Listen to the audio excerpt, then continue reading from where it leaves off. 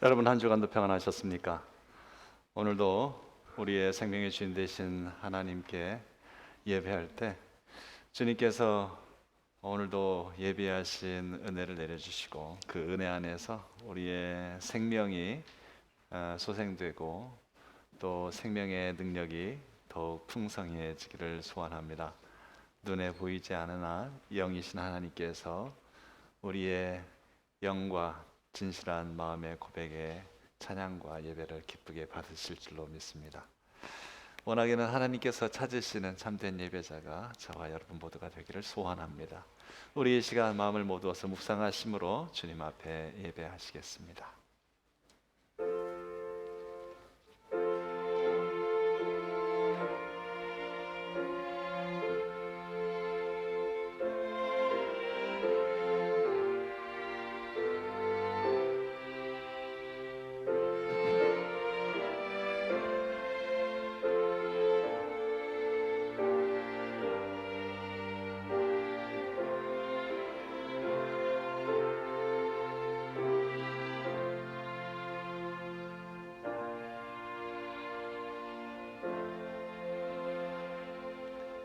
여호와여, 내가 주께 피하오니 나를 영원히 부끄럽게 하지 마시고 주의 공의로 나를 건지소서.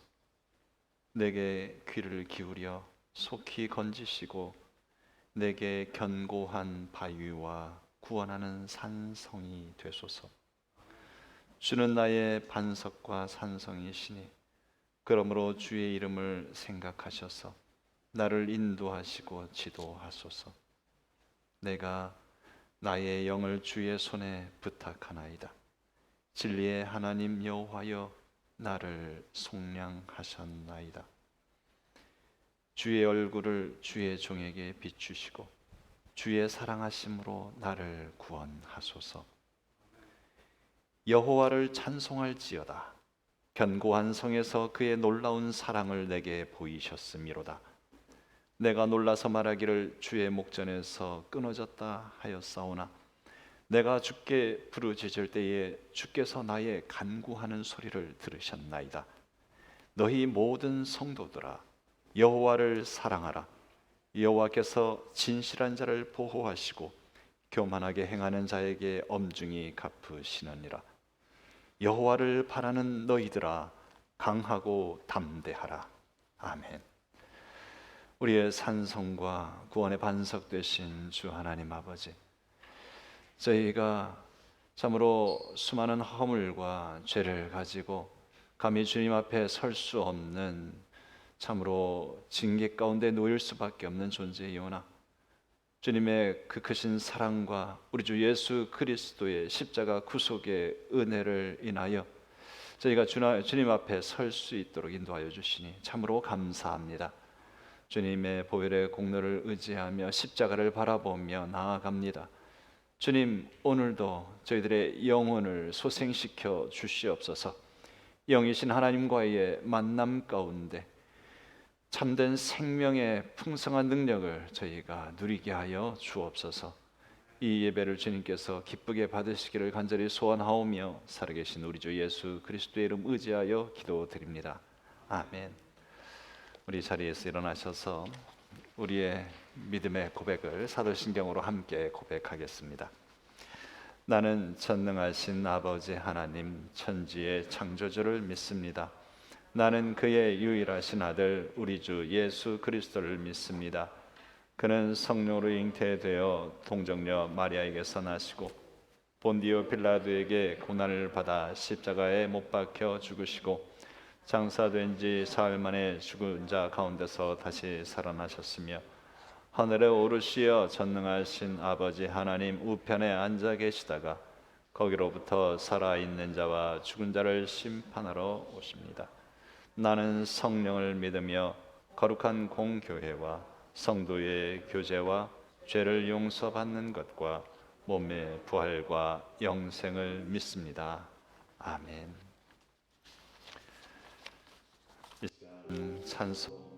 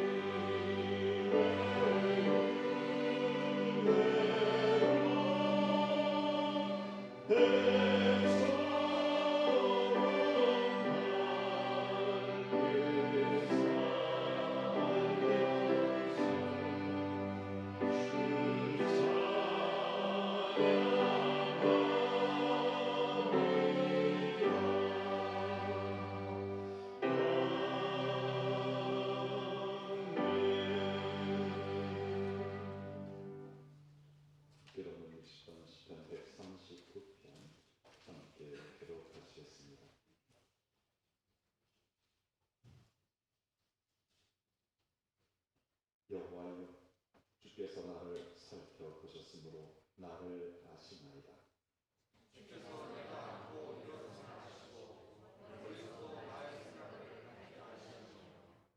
나의 모든 길과 내가 눕는 것을 살펴보셨으므로 나의 모든 행위를 익히 하시오니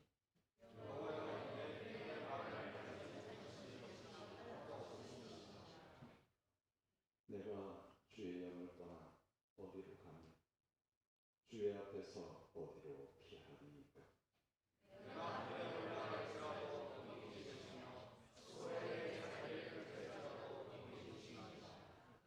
내가 새벽 날개를 치며 바다 끝에 가서 거주할지라도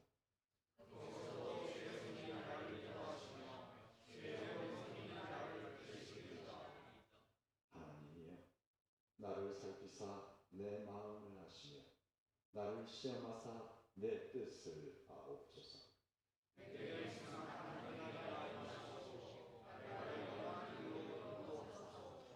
아멘.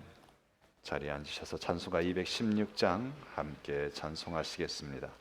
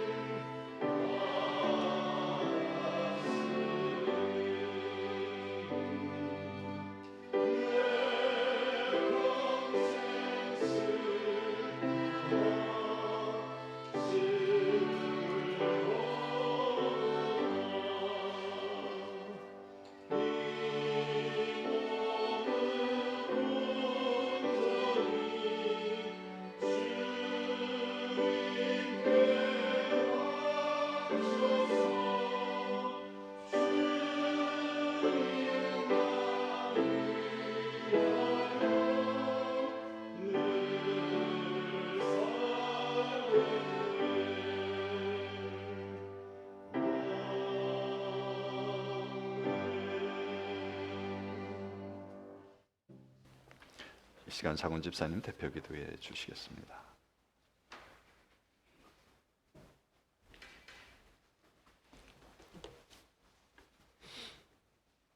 사랑이 많으신 하나님 아버지, 만 가지 은혜를 받은 거룩한 하나님의 백성으로서 오늘도 성령님의 인도하심에 따라 복된 예배의 자리로 오게 하심을 감사드립니다.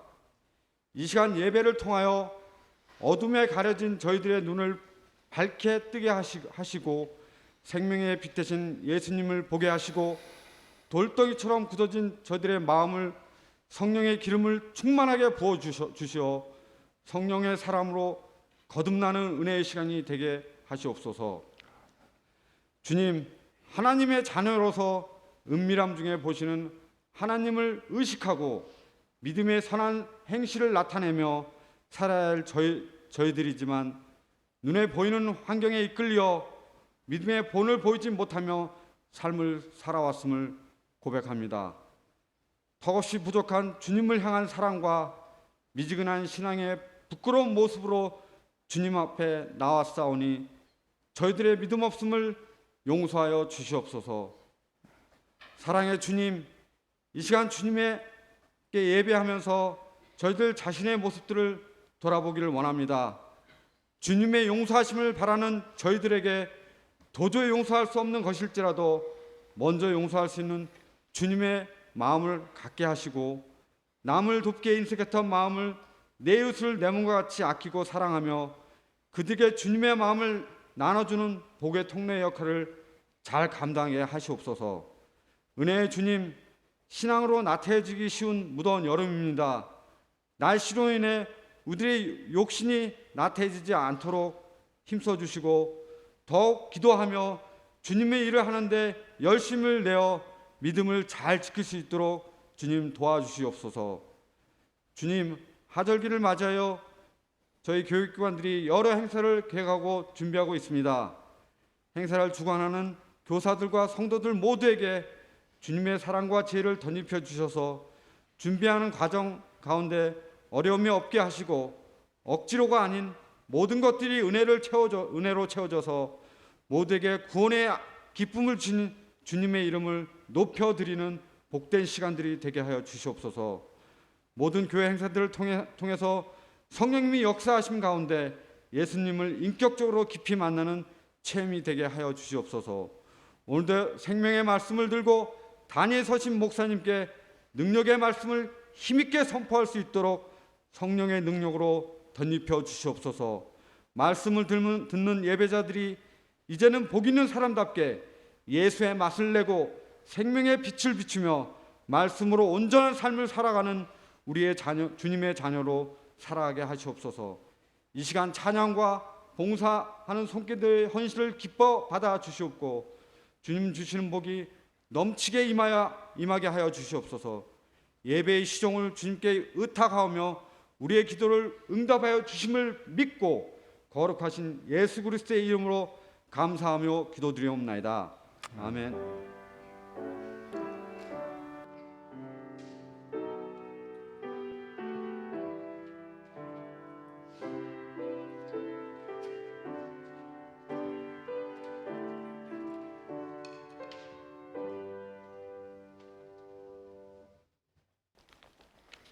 오늘 우리에게 주신 하나님 말씀은 누가복음 11장 1절부터 10절입니다.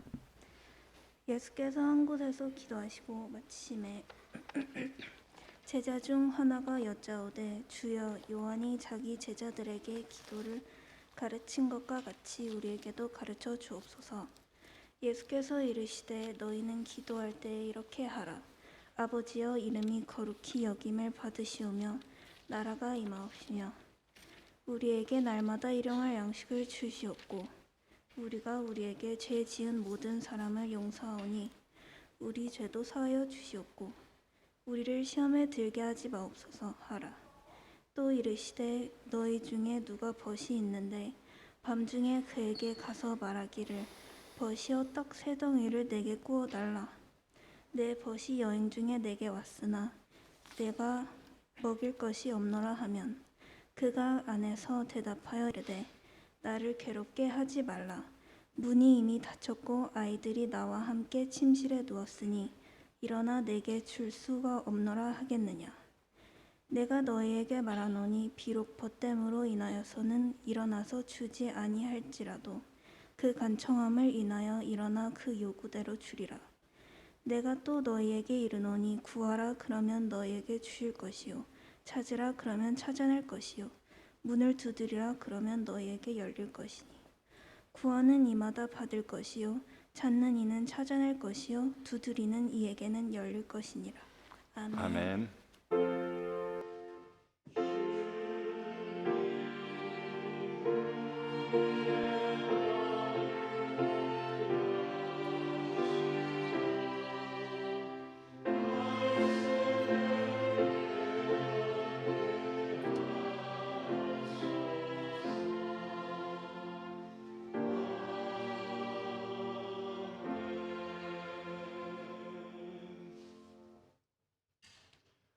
이 하나님은 우리를 매우 인격적으로 대하여 주시는 분이십니다.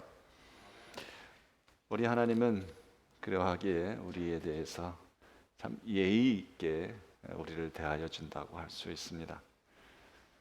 요한계시록 3장 20절 말씀에 볼지어다 내가 문 밖에 서서 두드리노니 누구든지 내 음성을 듣고 문을 열면 내가 그에게로 들어가서 그로 더불어 먹고 그는 나로 더불어 먹으리라 이렇게 말씀하셨습니다.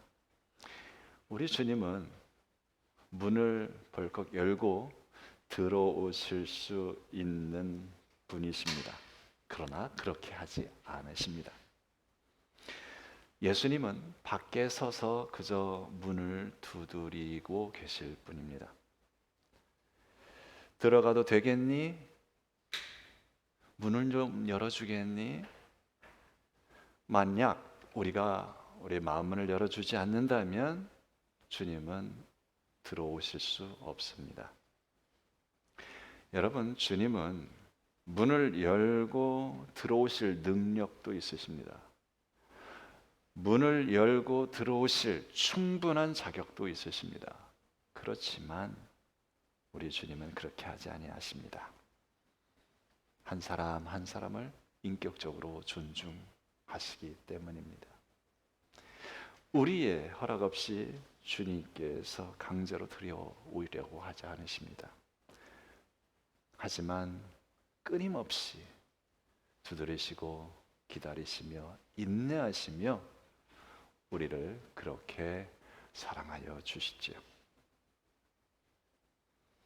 예수님과 제자들이 마지막 만찬을 가질 때에 예수님은 가룟 유다가 예수님을 제사장들에게 은 30에 팔아 넘길 것을 그 마음을 이미 알고 계셨습니다. 그렇지만 우리 주 예수님께서는 그 마음을 강제로 어떻게 하려고 하지 않으셨습니다. 다만 너희 중에 나를 팔 자가 있느니라 이렇게 말씀하시면서 그 가룟 유다의 마음을 두드리실 뿐입니다. 우리 하나님 아버지는 모든 재산을 가지고 떠나려고 하는 둘째 아들 탕자를 아무 말 없이 보내주는 아버지와 같으십니다. 아버지는 재산도 권력도 있고 둘째의 성격 이걸 다 알기 때문에 이 자식이 얼마 가지 못할 걸 알지만 그 탕자를 둘째 아들을 강요하지 않습니다. 요구하는 대로 떠나도록 두십니다. 그의 결정과 판단을 존중했기 때문입니다.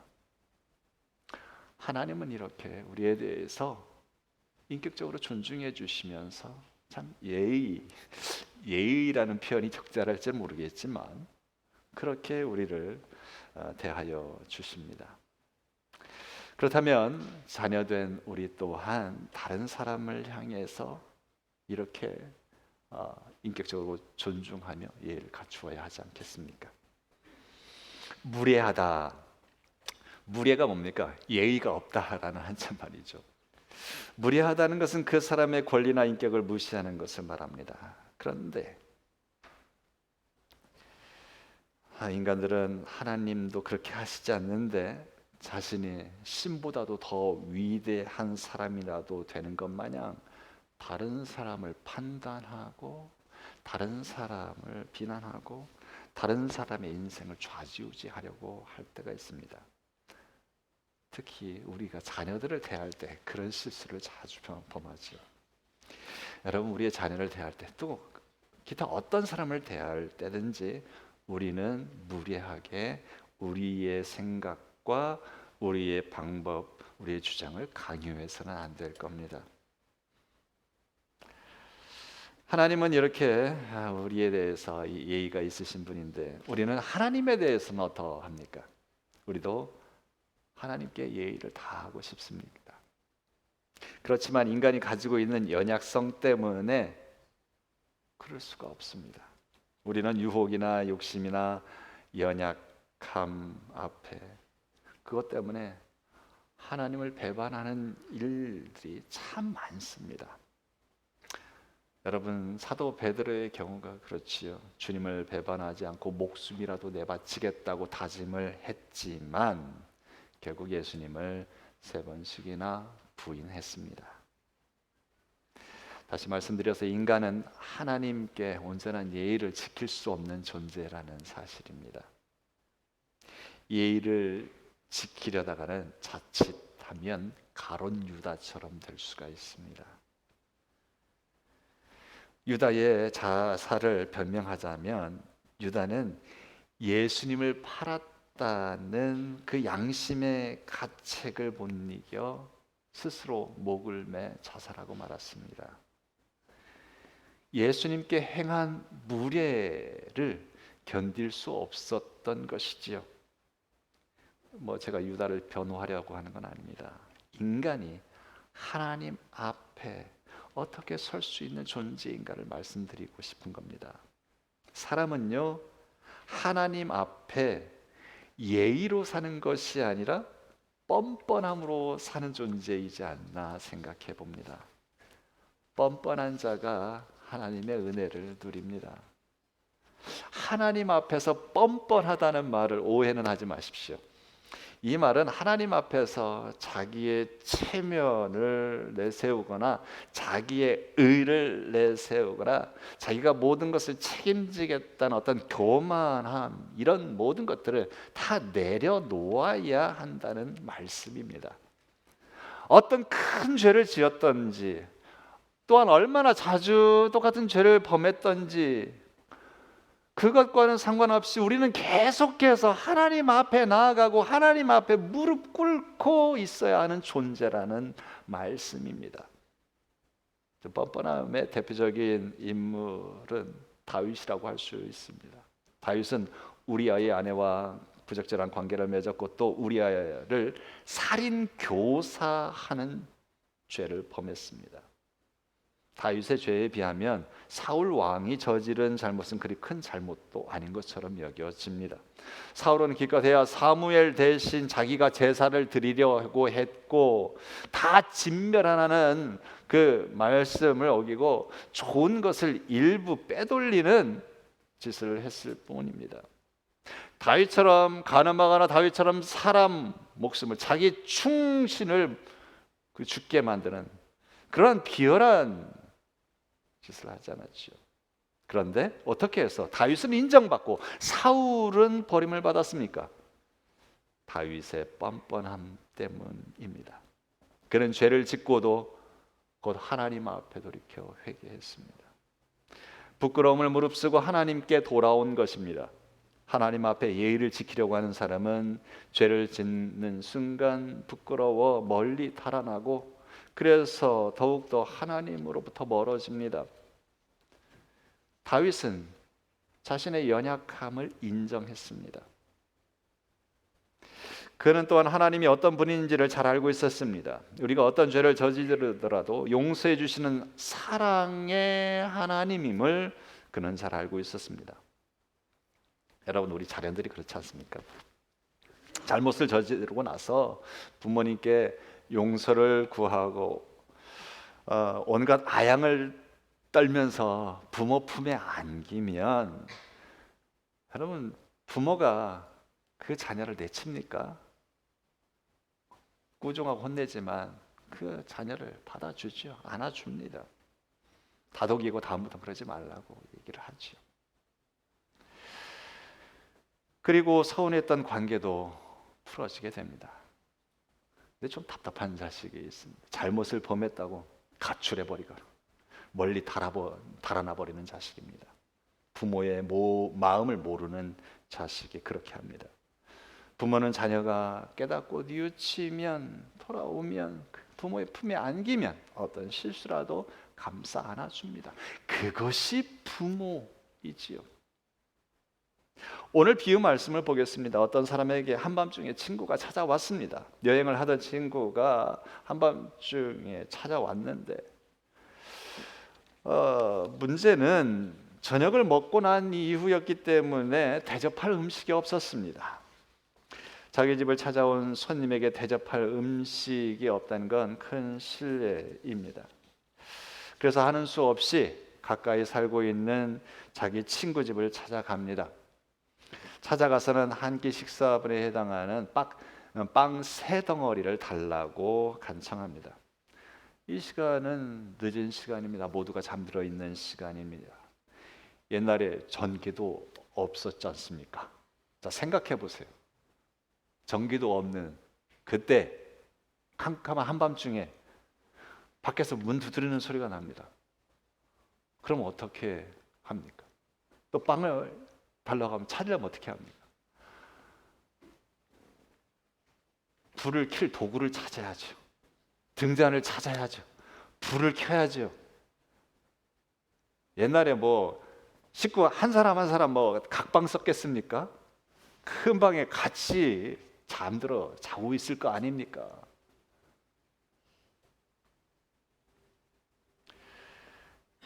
문에는 빗장이 걸려 있습니다. 그런데 난데없이 친구가 찾아와서 떡볶이를 달라고 하니까 이건 여간 귀찮고 곤혹스러운 일이 아닙니까? 예수님의 비유 말씀 가운데 괴롭게 한다는 말 표현이죠. 이건 괴롭게 하는 겁니다. 친구를 괴롭게 하는 거고 온 식구를 괴롭히는 일이지요. 그런데 8절에 그가 졸라대는 것 때문에 개역성경에는 그가 간청함을 인하여 그 친구의 부탁을 들어줄 것이라 말씀합니다. 여기서 간청하다, 조르다는 단어는 부끄러움을 모른다라는 의미가 있는 단어입니다. 그 뻔뻔함 때문에, 그 부끄러움을 모르는 것 때문에 빵을 내어주고 그 요구를 들어준다라는 것이죠. 마치 우는 아이가 맞댔을 때 떡 하나 주는 것처럼 예뻐서가 아니라 시끄러워서 빨리 달래려고, 이런 의미에서 하나님 앞에 뻔뻔해야 한다는 말씀입니다. 죄인이 구원을 받는다는 것은 뻔뻔함이 없이는 불가능합니다. 사실 저와 여러분, 우리가 하나님의 마음을 얼마나 아프게 하고 우리가 저지른 죄들이 얼마나 많습니까? 그 죄악들을 생각한다면 어떻게 감히 하나님의 자녀가 되겠다는 마음을 가질 수 있습니까? 믿음은 마치 세리처럼 감히 눈을 들어 하늘을 우러러 보지도 못하고 다만 가슴을 치며 가로되 하나님이여 불쌍히 여기소서 나는 죄인이로소이다 하면서도 하나님께 또 나아가 구하고 또 나아가 구해야 하는 겁니다. 이것을 거룩한 뻔뻔함이라고 말하고 싶습니다. 돌아온 탕자의 위대함, 그가 뻔뻔스럽게 아버지 집으로 돌아왔다는 데 있습니다. 재산을 허랑방탕에 다 써버린 탕자는 아버지 집으로 돌아갈 결심을 합니다. 뻔뻔하지만 현명한 판단입니다. 그게 살 수 있는 유일한 길입니다. 예수님을 믿는 데는 이러한 뻔뻔함이 필요합니다. 죄를 또 지었다 하더라도 또 아버지께로 돌아가야만 거기에 희망이 있습니다. 그분은 재판관이나 엄격한 주인이 아니라 우리의 아버지, 아빠, 아버지이십니다. 하나님 아버지는 사랑이 크고 사랑이 많으신 분이십니다. 오늘 본문에 있는 비유 말씀은 기도와 관련된 비유이지요. 이 비유 앞에 1절에서 4절에 보면 주님께서는 제자들에게 기도를 가르쳐 주십니다. 이걸 우리가 뭐라고 부릅니까? 하늘에 계신 우리 아버지 이름이 거룩히 여김을 받으시오며, 이걸 뭐라고 그래요? 우리가 주기도문. 그러니까 주님께서 제자들에게 가르쳐 주신 기도문, 주의 기도문, 줄여서 주기도문 이렇게 하죠. 오늘 본문과 마태복음서 6장 9절 이하의 복음서 이 두 군데에 주기도문이 있습니다. 거의 똑같은데 한 부분이 달라요. 마태복음에서는 우리가 사용하는 것은 마태복음서에 있는 주의 기도문입니다. 우리가 우리에게 죄 지은 자를 사하여 준 것 같이 우리의 죄를 사하여 주옵소서. 우리에게 죄 지은 자를 우리가 용서하여 준 것 같이 우리를 용서하여 주옵소서. 누가복음은요, 우리에게 죄 지은 사람을 용서해 준다면 우리를 용서해 주옵소서. 이게 달라요. 어떤 게 더 강한 것 같습니까? 우리가 우리에게 죄 지은 자를 용서하여 준 것 같이 우리의 죄를 사하여 주옵소서. 우리가 늘 하는 이 주기도문하고, 누가복음서에는 우리가 우리에게 죄 지은 자를 사하여 준다면 우리의 죄를 사하여 주옵소서. 누가복음이 조금 더 부담스럽죠? 예? 만약 우리가 용서해 주지 않는다면 우리의 죄도 용서되지 않는다라는 의미가 더 강하게 내포되어 있으니까요. 교회 공동체가 두 주기도문을 놓고 어떤 주기도문을 공동체가 할까 막 이렇게 저울질하다가 좀 덜 부담스러운 걸 이렇게 택하지 않았나 그렇게 생각이 되는데요.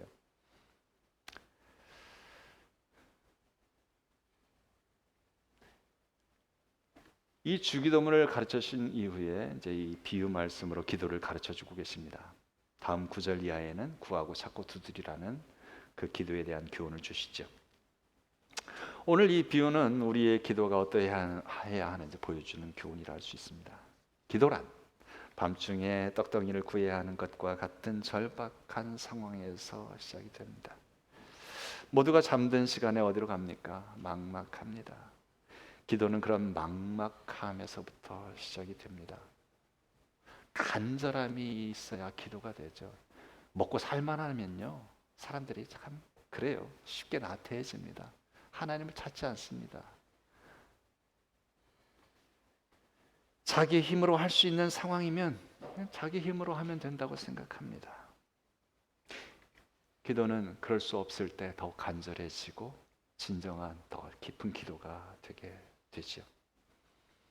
여러분의 삶에 어려움이 있다는 것은 하나님 앞으로 나아갈 수 있는 은혜의 방편이라 할 수 있습니다. 여러분, 때로 외롭고 때로 힘들고 때로 억울하고 때로 답답하고 그러십니까? 바로 기도의 자리로 부르시는 하나님의 사인인 줄 압니다. 자기 힘으로 되지 않을 때 하나님의 힘을 간구하는 것이 바로 기도입니다. 기도하면 하나님이 함께하여 주십니다. 주님은 문을 두드리라 그러면 열릴 것이라고 말씀합니다. 언제까지 두드려야 할까요? 열릴 때까지 두드려야 하는 것이지. 안 열어주면요, 안 열어주면 다른 길을 열어주실 겁니다. 주님은 우리가 기도하되 좀 뻔뻔하게 기도하라고 요청하십니다. 곤히 자고 있는 이웃집 문을 두드려야 하는 것 같은 무례한 상황이지만 어쩔 수 없습니다. 여기 잠들어 있는 이웃집 주인이 누굽니까? 바로 하나님 아버지이십니다. 잠들어 있는 하나님을 깨워야 합니다. 어떻게 깨워야 합니까? 기도로 깨워야 합니다. 하나님은 일부러 잠든 척하고 계십니다. 그래서 우리 소원이 얼마나 강렬한지 테스트하십니다. 기도는 간절함과 인내가 필요한 믿음의 행동입니다. 우리가 일단 하나님 앞에 나아가 기도하면 하나님은 우리의 기도에 귀를 기울여 주십니다.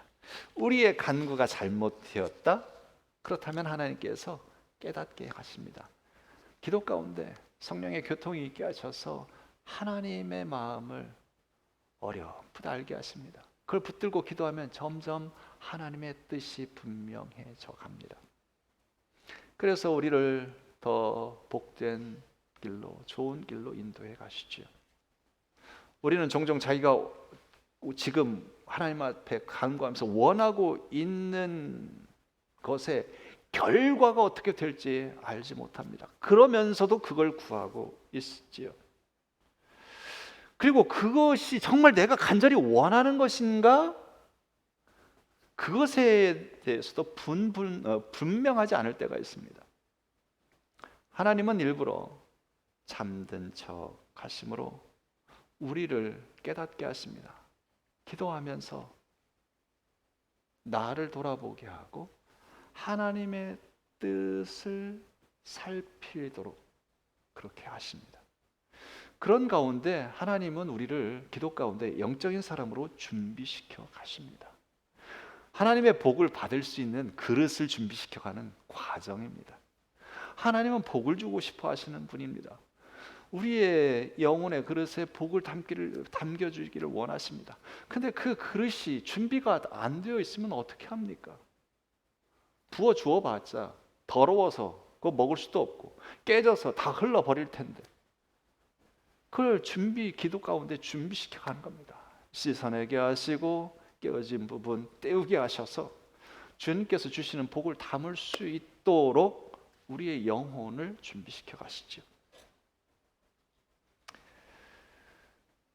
그렇지만 기도는 하나님께 무례하게 요구하는 겁니다. 곤히 자던 사람을 깨워 떡덩이를 달라고 하는 것 뻔뻔하고 무례한 요구입니다. 그러나 예수님은 기도를 그렇게 하라고 하십니다. 주님은 구하고 찾고 두드리라 말씀합니다. 그 기도는 마치 울부짖는 젖먹이 아이처럼 기도하라는 것이죠.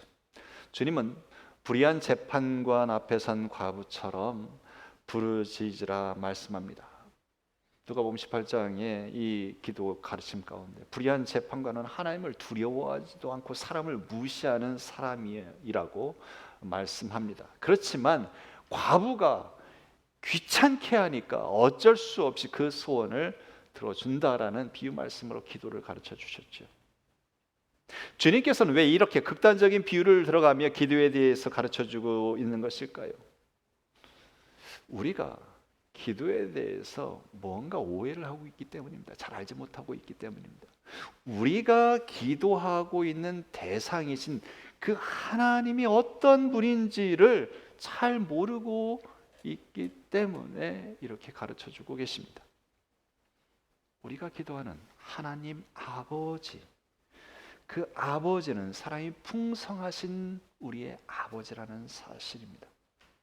자녀의 요청에 좋은 것으로 응답하시는 분이라는 것이죠. 근데 많은 사람들이 하나님을 마치 엄한 주인처럼 여기고 있다는 겁니다. 그래서 점잖게 고상하게 기도하려고 하고요. 죄를 지으면 하나님께 차마 나아가지 못하고 주저하곤 합니다. 기도는 어린아이와 같이 아버지 앞에 나가는 어린아이와 같이 기도하라는 겁니다. 어린아이가 아버지의 형편이나 체면 생각합니까? 그냥 달라고 떼쓰는 것 아닙니까? 그게 어린 자녀의 모습이지요. 주님은 이런 아이처럼 기도하라고, 그러나 간절하게 기도하라고 우리에게 요구하십니다. 좀 뻔뻔스럽게 자신의 필요를 기도하라는 겁니다. 창세기 18장에 보면 아브라함이 소돔과 고모라 성을 위해서 중보 기도하는 내용이 나옵니다. 소돔과 고모라를 진멸하려고 할 때에 아브라함이 소돔과 고모라를 위해서 중보 기도를 합니다. 하나님, 소돔과 고모라를 멸망시키시려는데 그 성에 의인 50명이 살고 있으면 어떡하시겠습니까? 그들까지 다 죽이시겠습니까? 하나님이 그들 50명이 있다면 내가 그 성을 멸하지 않겠다. 그러니까 아브라함이 그러면 5명이 모자라서 45명이면 어떻게 하시겠습니까? 멸하지 않겠다. 또 아브라함이 그러면 40명이 있다면 어떻게 하시겠습니까? 멸하지 않겠다. 저는 이 정도 했으면 체면상 그만할 텐데 아브라함 또 하면 30명 있으면 어떻게 하시겠습니까? 멸하지 않겠다. 또 구하죠. 20명 있으면 어떻게 하겠습니까? 멸하지 않겠다. 10명이 있으면 어떻게 하겠습니까? 멸하지 않겠다. 그렇게까지 계속해서 하나님을 귀찮게 했죠. 그러나 하나님은 아브라함의 그러한 기도를 귀찮아하거나 무례하다고 여기시지 않았습니다. 아브라함의 기도에 응답해 주셨습니다. 하나님을 귀찮게 하는 자는 실로 하나님을 믿고 사랑하는 자만이 할 수 있는 겁니다. 여러분 아마 이러한 예가 언젠가도 한번 들려드렸죠. 어떤 사람이 전쟁 중에 한쪽 다리를 잃었습니다. 그런데 이 사람에게는 결혼을 약속한 약혼자가 있었습니다. 그녀를 무척이나 사랑했습니다. 그런데 전쟁 중에 자기가 불구가 되었습니다. 다리 한쪽이 없어졌습니다. 사랑하는 여인을 힘들게 하고 아프게 하고 힘들게 할까 봐 이 남자는 일방적으로 전화해서 헤어지자고 통보를 합니다. 왜냐하면 그 여인이 자기가 불구가 됐는데도 자기와 결혼해서 그 여인이 힘들어하고 불행하게 될까 봐 걱정했던 거죠. 그래서 일방적으로 이별을 통보합니다.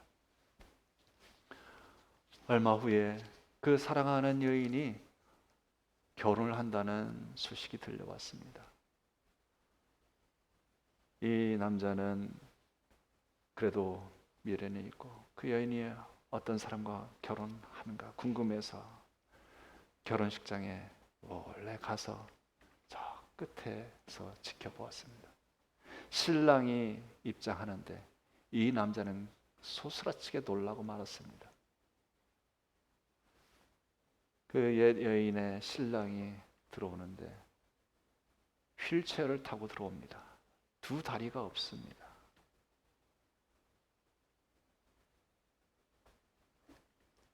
이 사람은 그때 너무나 큰 후회를 합니다. 내가 너무 내 생각에만 사로잡혀 있었구나.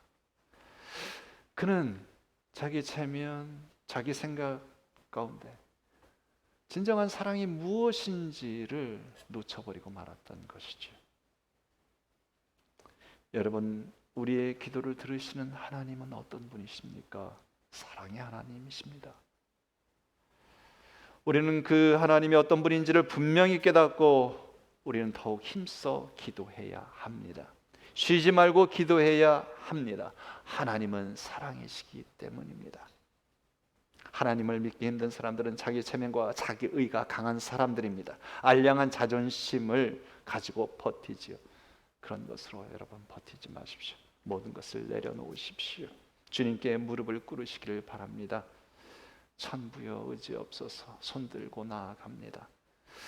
주님께 나아가면 주님께서는 그 너른 품에 우리를 안아주십니다.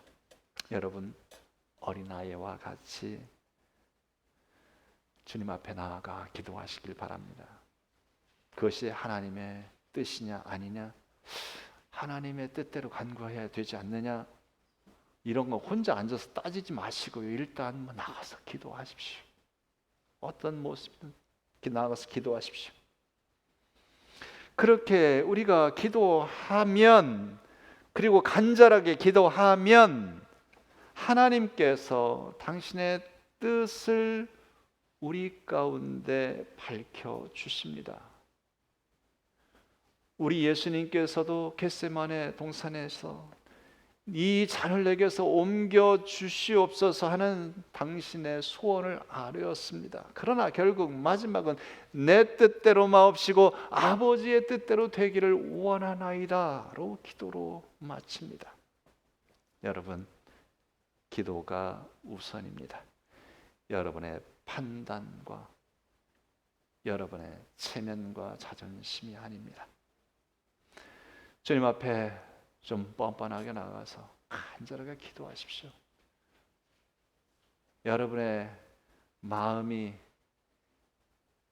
어떻든지 찢어지고 여러분의 마음과 생각이 복잡하고 너무나 많은 잘못과 실수를 해서 너무 부끄럽다 할지라도 그냥 하나님 앞에 나아가십시오. 있는 모습 그대로 하나님 앞에 나아가셔서 뻔뻔하게 하나님 아버지 찾아 부르시고 그 아버지 앞에 안기시기를 바랍니다. 주님께서 여러분을 안아주시고 여러분에게 놀라운 위로를 주시고 여러분을 회복시켜 주실 것입니다. 놀라운 기도의 응답 가운데 영적 회복이 저와 여러분들에게 있기를 바랍니다. 함께 기도합시다.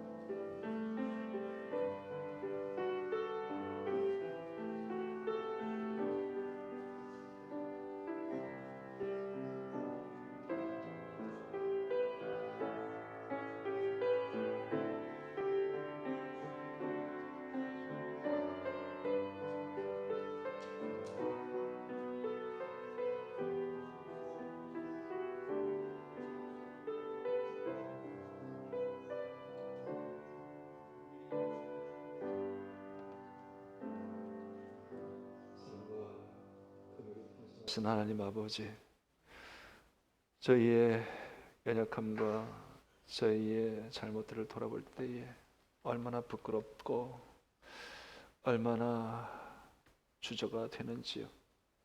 그러나 주님 앞에 뻔뻔히 나아갑니다.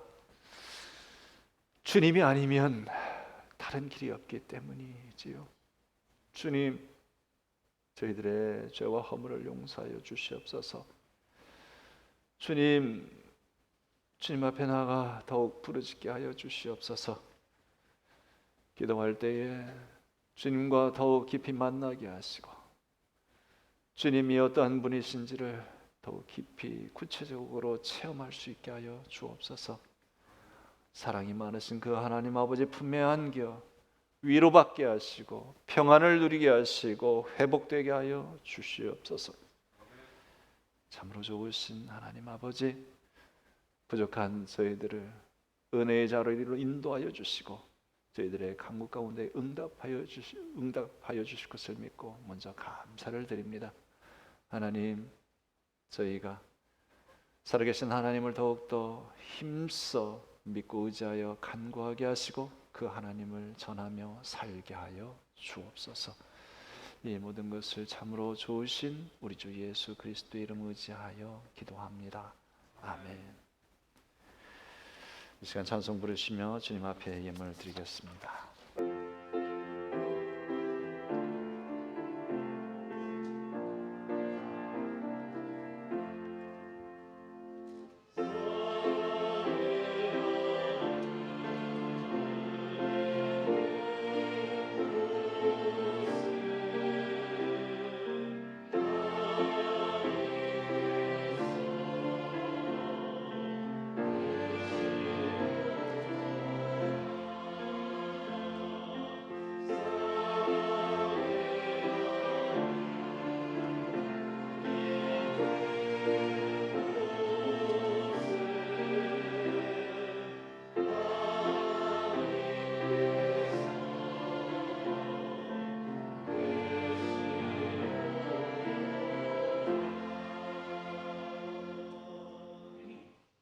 사랑의 하나님, 주님의 사랑이 있기에 저희가 이 땅에서 생명을 가지고 주님의 은혜 가운데 살아갑니다. 주님의 그 사랑 저희들이 기억하며 그 사랑에 힘입어 주님 앞에 예배하고 그 사랑에 조금이라도 응답하기를 원하며 주님 앞에 예물 드리옵니다. 주님께서 이 예물 가운데 담겨져 있는 주의 사랑하는 자녀들의 사랑의 고백, 믿음의 고백을 기쁘게 연락하여 주시옵소서. 주님, 저희가 주님께 드리기를 기뻐하고 이웃과 나누기에 힘쓰며 살아갈 때에 그 가운데 주님의 놀라운 영의 역사가 우리 삶 가운데 나타남을 경험하게 하여 주시옵소서. 그리하여 저희들은 더욱더 주님을 찬송하게 하시고 그 하나님을 힘써 전하게 하여 주옵소서. 이 예물이 쓰일 때에 주님의 사랑이 더욱 빛나게 하여 주옵소서. 예수 그리스도의 이름으로 기도합니다. 아멘.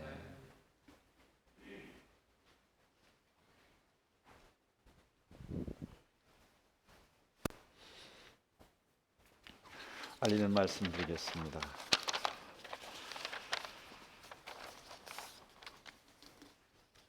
요즘에도 코로나 때문에 확진되어서 예배 참석하지 못하는 교우들이 있으신데요. 여러분 건강 조심하시고 서로를 위해서 건강을 위해서 복빌어 주시기를 바랍니다. 먼저 벌써 이제 7년이 됐는데요. 예전에 그 간호한 목사님 저희 교회에서 사역하셨는데 그 간호한 목사님 차녀 우리 간혜원 양이 미국에 교환학생으로 잠시 왔다가 토론토를 방문했습니다. 잠깐 일어나서 인사하죠. 간혜원 양. 아주 반갑습니다. 예배 후에 친교하시기 바랍니다. 오늘 예배 후에 구역과 부서별 모임이 각 모임실에서 진행되겠고요. 새가족 교육이 진행이 됩니다. 오늘 오후 9시에 구역장 모임이 줌으로 진행이 되겠습니다. 8월 첫째 주에 있을 야외 예배에 대해서 구역장님들과 잠시 상의하려고 합니다. 매주 예배위원들 기도로 준비해 주시길 바랍니다. 성경 통독 진행하시는 분 여러분 계속해서 참여해 주시고 안 하셨던 분들도 시간 내셔서 성서 통독에 동참하시면 좋겠습니다. 다음 주일 예배는 브릿지 청년 주간 예배로 진행하겠습니다. 8월 첫째 주일 8월 7일 오전 11시에 전교인 야외 예배가 지로스 로드 파크에서 있는데요. 10시 30분까지 모여주시기를 바랍니다. 목회자 휴가입니다. 저는 7월 27일부터 8월 6일까지 고봉차 목사님 8월 20일부터 9월 3일까지 휴가를 갖겠습니다. 이 시간 우리 중보 기도하는 시간 갖도록 하겠습니다. 자녀들아 주 안에서 너희 부모에게 순종하라. 이것이 옳으니라. 네 아버지와 어머니를 공경하라. 이것은 약속이 있는 첫 계명이니 이로써 네가 잘되고 땅에서 장수하리라. 또 아비들아 너희 자녀를 노엽게 하지 말고 오직 주의 교훈과 훈계로 양육하라. 우리의 부모님 그리고 자녀 이 시간 축복하시고 또 우리 환우들의 건강을 위해서 기도해 주시면 감사하겠습니다. 우리 함께 기도하십시다.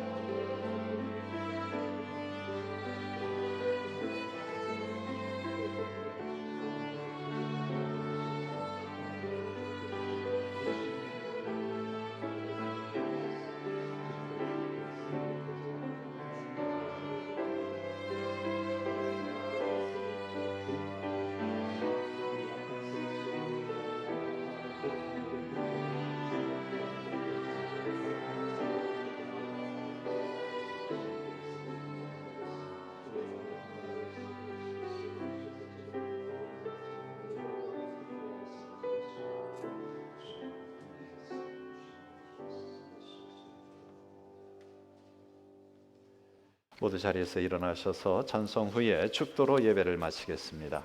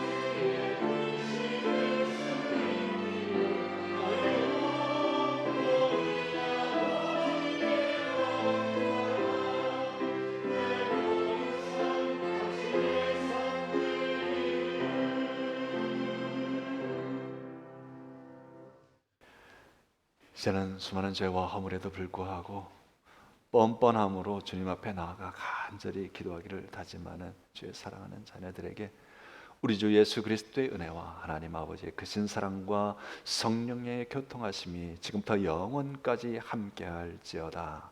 아멘.